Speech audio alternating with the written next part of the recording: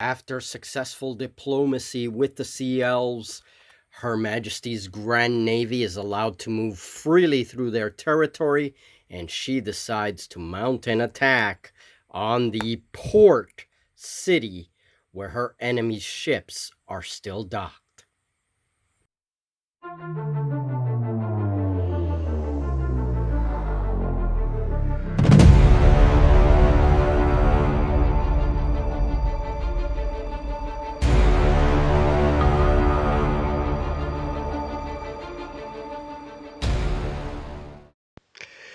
Welcome to MJ Hobby Corner, everyone. This is one of two videos this week. I decided to practice some galleys and galleons, and yes, there will be a Death Wizards video towards the end of this week. We've had a lot going on, and so I am a little bit behind for sure. But in this video, I wanted to continue learning the rules for a future campaign, whenever that will be, if we ever get to it. But for those of you that don't know, we have been wanting to play a dual system campaign. That's what I call it. What this means is that two rules are used to control two major theaters of a conflict. In this case, land and sea in a fantasy world.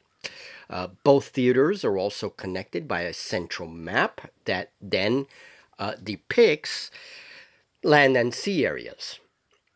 Tabletop battles are controlled by the map, and once games are resolved, any rewards gained have to work towards the overall goal of the campaign.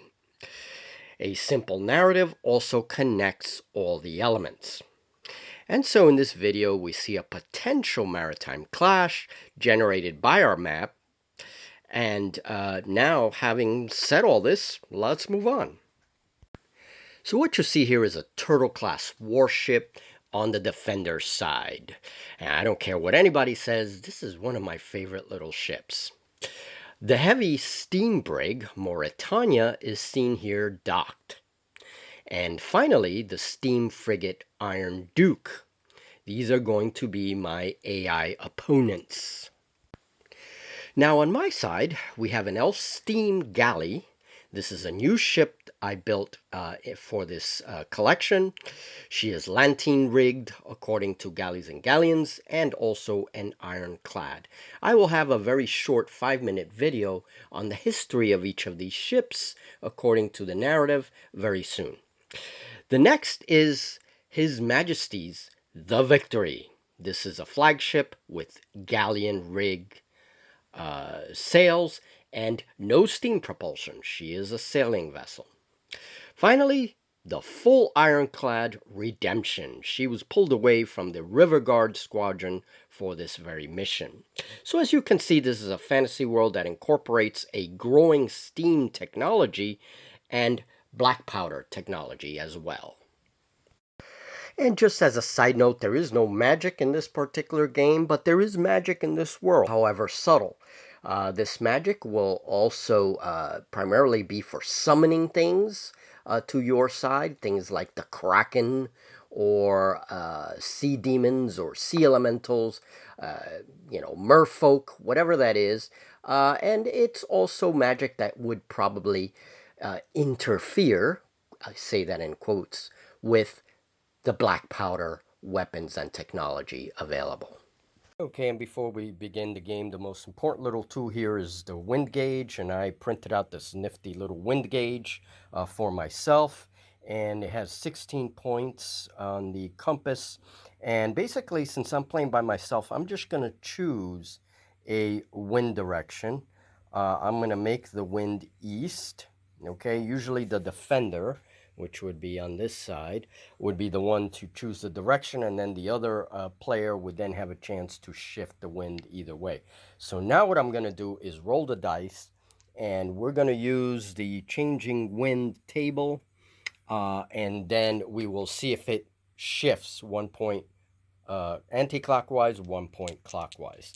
So depending on the doubles that I rolled a 4 and I won, no doubles, so the wind will stay in an easterly heading. So it is coming this way And I'm just going to put my little wind gauge right there just to remind myself that the wind is blowing this way. And this game utilizes measuring sticks, and the measurements are on the screen, 3 inches, 5 inches, and 7 inches for short, medium, and long ranges, respectively. This is basically how you measure everything in Galleys and Galleons. Now, the coastal area is dotted by docks. This is a port city that we are attacking, as we saw earlier on the map. So each of the great dice has the number 2. Most of these docks have 2 hit points, meaning I do 2 damage and the dock is destroyed. Each dock gives me 1 point, with the exception of the dock in the middle that also has a fort, which very annoyingly can also shoot at me. If I destroy the fort and the dock, it will yield 2 points, and it has 3 hit points, and that's because of the fort. Docks can be fired on with just a solid number, basically a 4 or over. However, depending on long range or short range gunnery, my ships may get a -1 to that number or a +1. And in order to destroy them. Okay, so that these are going to be like extra little targets. Although I think I'm going to be busy with whatever ships leave the docks. And then there is the element of fog. We have a few fog banks almost in the middle of the table there. And as ships peer out of that fog, they will be able to engage other ships or the docks themselves. So this is going to be interesting because a line of sight is completely blocked.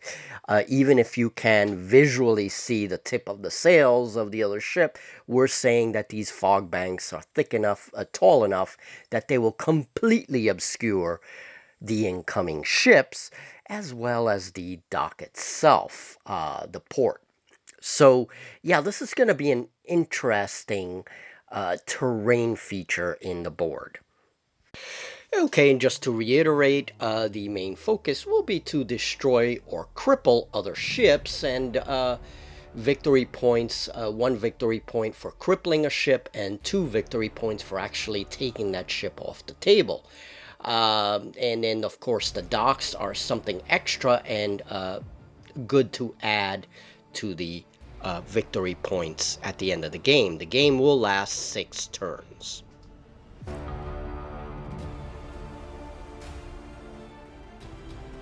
Okay, so I think the first that's going to move on my side is going to be the Redemption, and this is a steam ironclad. This is part of the River Guard, motionless. So I have to turn on the engine, but before I do that, I got to see how many actions I actually get. I think I'm going to attempt 2 and see if I succeed. It is a quality 3 vessel, so I need 3s. Okay, and I pass both, so I get 2 actions. Very good.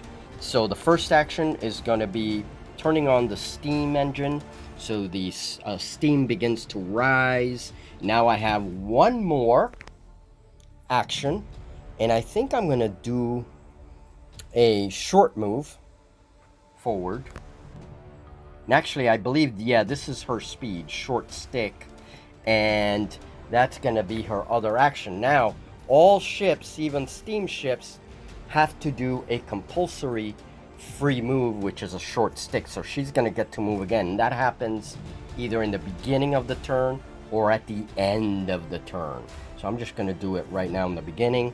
She has moved the equivalent of a medium stick. And now next turn, I can speed her up by using another action, and she can move medium sticks instead of short sticks.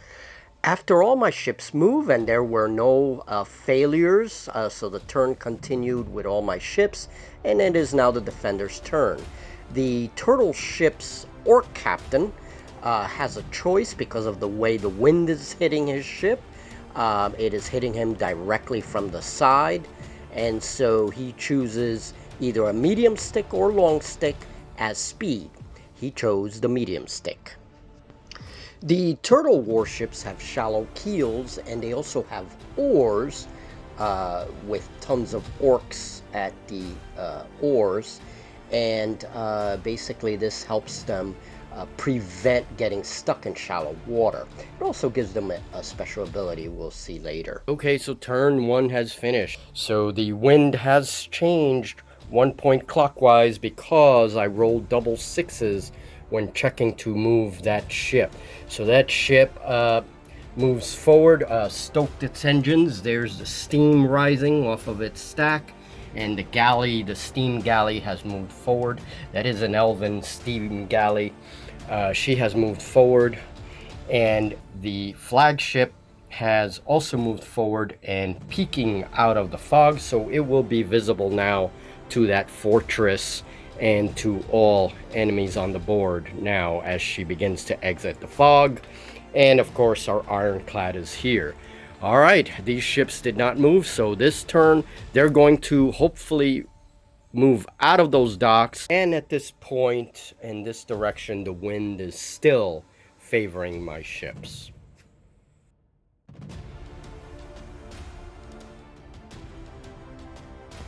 So I begin turn 2 by rolling activation. I roll 2 dice. I have 1 success, 1 failure. So 1 action to move forward, and see that the wind is approaching to the rear of the ship, and it is therefore broad reaching. Galleon rigged ships move a long stick whenever they're broad reaching, so movement in galleys and galleons is determined by the rigging of the ship, comparing it to where the wind is hitting the ship. And I have little templates to help me with that. The Redemption now steams forward. I had 2 successes, and so I speed up from short to medium stick with 1 of the actions, and then I turn the ship 1 point, that's like 45 degrees, with the second action. They are not affected by the wind, and steam vessels can also stop by turning off their boilers. One thing I did not show is a compulsory action. I actually forgot that. I forgot to do that. Speaking of wind, the wind shifts because I rolled double threes. This little table determines the new direction. After both steamships crawl forward, the orc turtle ship activates with 1 success and 1 failure. And the orcs decide to fire their rear guns, because why wouldn't they? The gunnery is over a long stick range, so the orcs will get up -1 to their combat. Combat scores are added to a single die roll in order to beat your opponent, including other modifiers, of course. But it doesn't end there. We have to consider the even or odd results of the dice and whether we double or triple the opponent's score. Again, the actual rolls of the dice. The cannons fire, with the victory rolling a 5 and the orcs a 2. After adding combat, the victory clearly wins the combat. However, the 5 doubles the 2, which would normally be damage, but it is an odd number, which means the cannonballs hit the orc ship but do not damage the hull. They simply bounce off. Ultimately, both ships fire on each other, the orcs miss, and the victory fails to damage the orcs.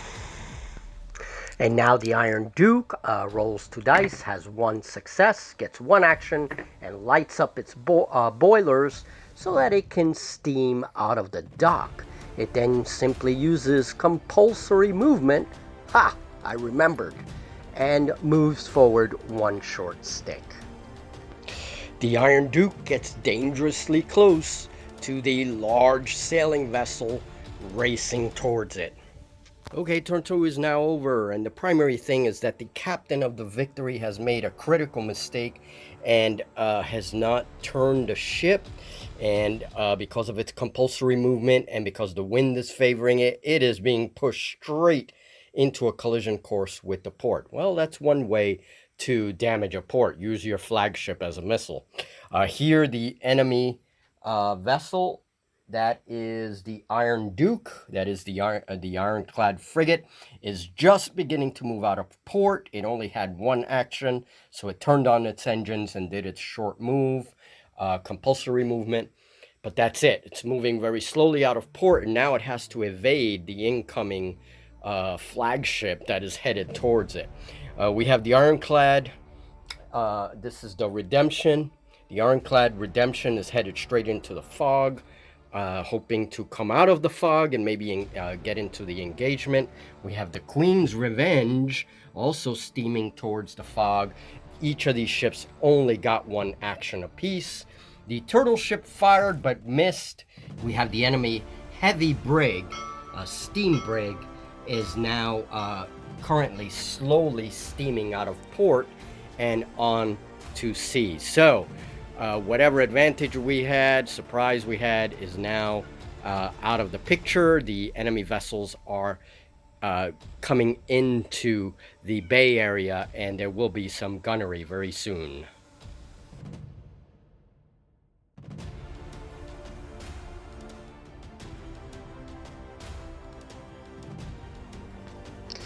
So now our panicked captain sees his mistake as his ship is hurling itself towards the dock. He rolls one success, and so he yells out, "Come about!" And quickly, well, not so quickly, her ship begins to make a painful turn to avoid crashing. Will it be enough? So my turn ends abruptly after having rolled two failures, and now the defenders go. And the Iron Duke wastes no time. The captain is obviously more experienced. He orders to fire the bow cannon at short range against the big target in front of him. The Iron Duke's gunnery manages to double the opponent's roll with an even number. So that is one damage and one roll on the critical table. And the result on the critical table is that the Victory's rudder is stuck. Oh, yeah, that's all she needs. And now it costs two actions to turn the ship instead of one. So in Galleys and Galleons, you record damage in a very unique way. You have 3 white activation dice, and each time you take said damage, you replace it with a red dice. And whenever you roll ones on these red dice, if you're forced to use them in activation, you roll on a table where bad things can happen. Hey, well, it is intermission time, and I'm about to go get lunch because naval battles make me hungry. So, a quick uh, comment about the expansion to Galleys and Galleons, and it is the expansion that has allowed me to play with steam vessels. Now, historically, obviously, none of this is historical. I use a mishmash of historical ideas to kind of get these inspirations. I'm mixing all kinds of eras of steamships here. But basically, the age of the ironclads has always interested me. And any rule set that allows or gives the freedom, especially if it's miniature agnostic, gives the freedom to play in different ages, right? To represent different ages from Age of Sail to Ironclad Age or whatever it is a cool rule set in my book. All right. So this is an era that I've always been fascinated with. I'm using some historical things I've learned about the Ironclad Age and incorporated it into this fantasy. Now, why Galleys and Galleons is pretty good for this, and keeping in mind that Galleys and Galleons is a rule set that is designed for small naval actions. You can play it as a high fantasy game if you wanted to. You can play it as a historical game if you wanted to. But it's really just a few ships per side. It's not major fleet actions the way I would like to, but there are other rule sets in my collection for that. If I really wanted to do larger fleets and larger fleet actions, okay? But basically, one of the cool things, you have the rules for steam, for ironclads, which is the armor component of the hull, and you have also a bunch of new rules for like fantasy and for magic and all this stuff if you want to incorporate it into the games. But the steam vessels are interesting because you can have steam vessels that use sail as their primary power, and then steam as their secondary power. So you can light up those steam engines whenever you want, and then the vessel becomes a steamship, goes by the steam rules, or shut off the boilers using an action, and the ship now becomes a sailing vessel and subject to all the wind rules. Okay, so you can choose that, and this game wasn't a very good example of that, but you can do that with the rules, and that's pretty cool. Of course, all of this is under the assumption that you have all of the actions that you need to be able to do that transition. Okay, but it's a pretty good rule set if you're interested. I found both on Wargames Vaults, and you can also visit the website for Fantastic Battles, because these rules are written by the same author, okay? Which is why I decided to use them in this campaign. All right, well, now it's time to go eat. This admiral needs to feed himself to continue this battle.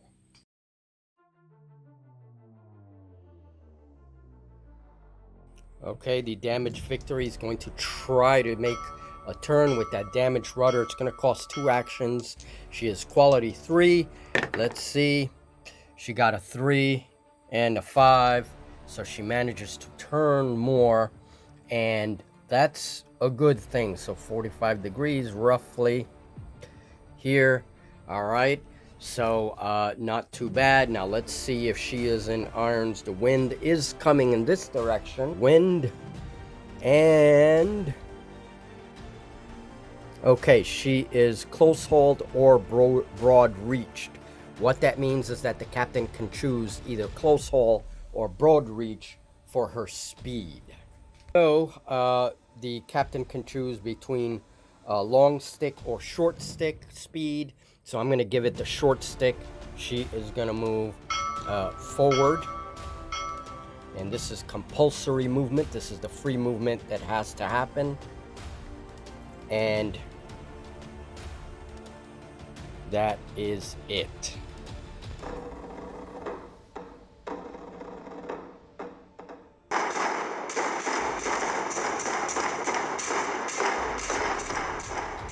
And His Majesty's ship, the Victory, takes another pummeling of gunnery fire. She gains another red dice. Once she reaches 3 red dice, she is crippled.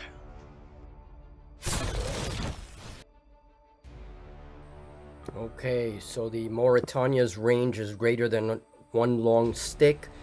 So it's going to have -2 to its firing. So it goes down from combat 3 to combat 1. And it is firing a broadside. So the Victory gets -1 to its combat, bringing it down to 3. Okay, so +3 for the black die, +1 for the white die. Let's see what happens. Oh, geez. Okay.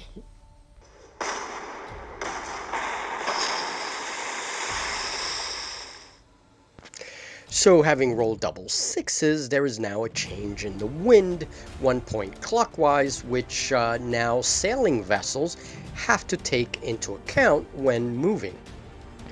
The Orcish turtle warship now uses its special ability and rows backwards.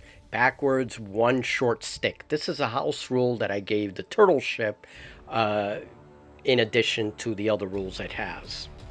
And now the fort at the end of the turn has a chance to fire on the victory. So forts do have a combat score. I modified the rules slightly, but in this case, even though the victory won the roll, the results of the die roll are odd, which means both the ship and the fort fire at each other, but nothing happens. Cannonballs bounce, etc.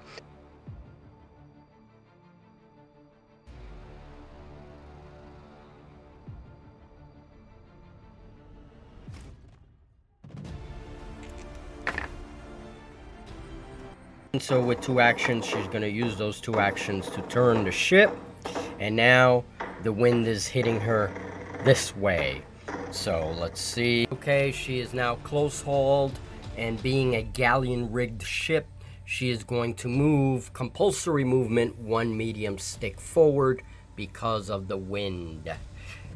All right, so that is the free compulsory movement, and now there is her position. Ship ahoy! It is important to note that I had given a reduced sail action earlier, which reduced the speed of the ship from long stick to medium move. And that's why you see that in the clip. All right, now the defender's turn. The turtle warship moves backwards again and then turns very elegantly with those oars. Someone should give that oar captain a medal for sure. He knows how to guide those oars. And now the ship is in a position where it can fire, but not this turn. And now the Mauretania beats to quarters, and her captain has a chance to pound the victory.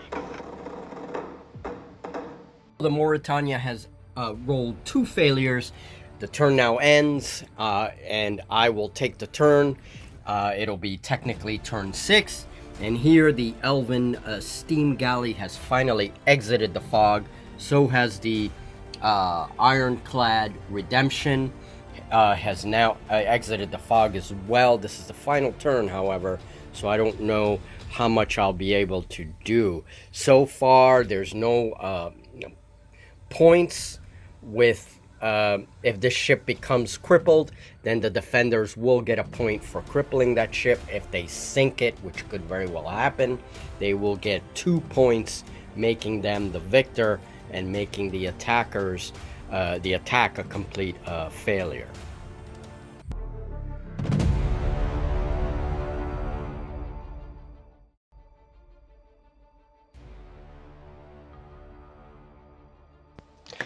So it's the last turn, and we're not looking so great. The Ironclad Redemption is finally approaching a line of sight with one of the docks, but it is still a bit far off. It's about 2 sticks, long sticks range, and it is not in a position where it can fire some kind of broadside, which would really damage the dock and possibly take it out with 1 shot.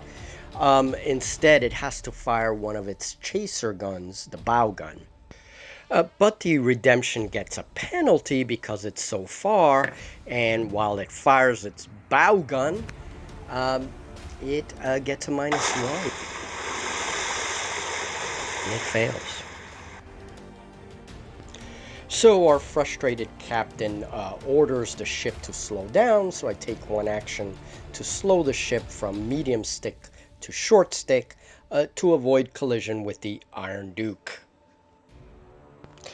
So now the Queen's Revenge, which we haven't seen much in this game because she was out there struggling in a bank of fog, she finally gets to move, and with 2 actions she comes about a point to starboard and then fires her bow gun. Unfortunately, she misses the Mauretania, and as this was kind of a long shot. So the victory rolls 3 dice. She gets 2 badly needed successes, and she is going to use those successes to turn the ship yet again to try to avoid collision with the dock. However, I made a mistake. You can see I put a short stick instead of a medium stick, and that's because in my mind, I had in mind that the turning point was only one action. But remember, her rudder is stuck for the rest of the game, and I haven't repaired it. So it was supposed to be two actions. Which, by the way, yes, I did forget that you can repair stuff in this game as long as you have carpenters and things like that. So I'll have to think about that for next game. In the defender's turn, the Mauritania's captain sees the opportunity and yells out, "Broadsides!" He fires a broadside into the Victory, and lo and behold, the Victory gains another red dice, and she is now crippled entirely. She can still move, though, but she's crippled.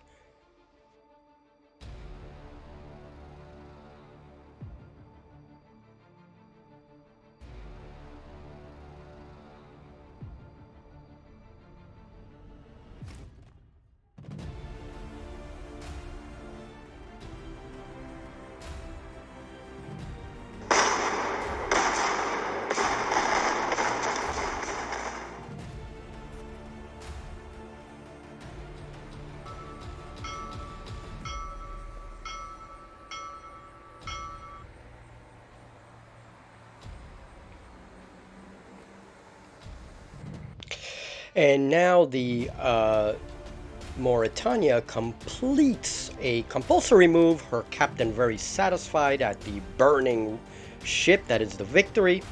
And now it's not over because the turtle ship, the orcs on board see easy prey. They use their actions to position the ship and move it towards the target.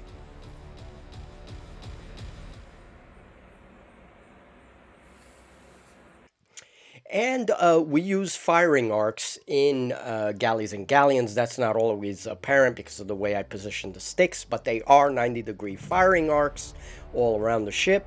And basically, they can fire not a broadside, but a couple of the cannon that they have on the side of their hull.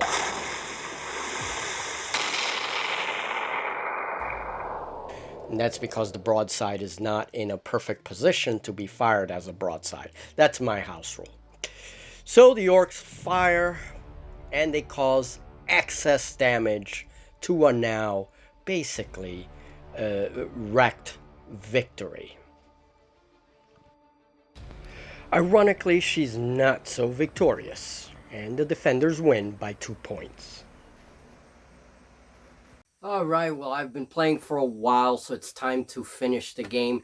I'm going to consider Her Majesty's Victory flagship to be lost. She's taken criticals. She's on fire. That bastion would have fired at the end of the turn as well. And more than likely, the defenders are going to get the 2 points for destroying that ship. Okay, so that's how we're going to deal with that. The attackers had a very disorganized attack, even with the ironclads steaming through and the benefits that they have with steam. They've had poor gunnery rolls and poor rolls on the activation, and that really in this game affects you very much. Although none of the rolls actually caused turnovers. I mean, the game was very consistent in turns. Everybody got their turns. Still, getting one order at a time really affects being able to fire sometimes, or being able to move or turn before a collision. So not a very good positioning by the attackers, and the defenders definitely got it with that turtle ship coming in and finally giving the critical blow to the flagship Victory. All right, folks. Well, this was a practice game. Notice that all the ships are scratch built. These are all the ships I've been showing in the past months. If you want to help support the channel and help support my work like this, consider Scratch Builder Monthly on Wargames Vault, or join our Patreon. Patrons get a copy of Scratch Builder Monthly. All these ships, well, most of these ships are on Scratch Builder Monthly. I show how I make them in the magazine. All right, thank you very much, folks. And yeah, an excellent little table, very low budget. Everything was a lot of fun. And again, just learning galleys and galleons. Have a great one, and I'll see you in the next video.